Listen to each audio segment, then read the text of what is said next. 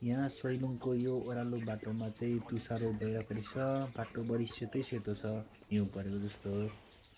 यहाँ चाहिँ यो ग्रेट वल अफ चाइना, सानो ग्रेट वल अफ नेपाल।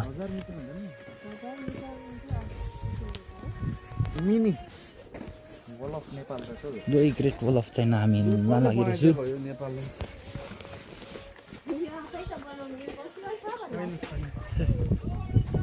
एकदमै गरम भइरहेछ। अनि यहाँ चाहिँ यस्तो एकदम ग्रेट वल अफ नेपाल छ।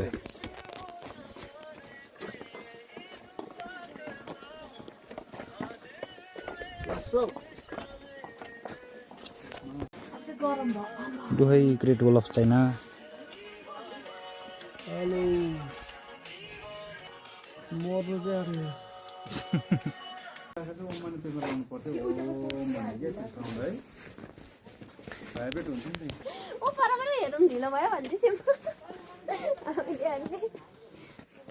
चाहिँ एकदम दामी देखिदिनुहोस् नि त यो चाहिँ ग्रेट वल अफ नेपाल। एकदम रमाइलो छ, लामोसम्म छ।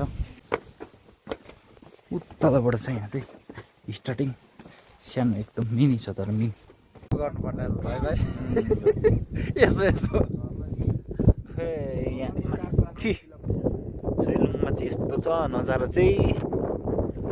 अनि पर चाहिँ यो परिरहेको छ, उता पर चाहिँ परिरहेको छ।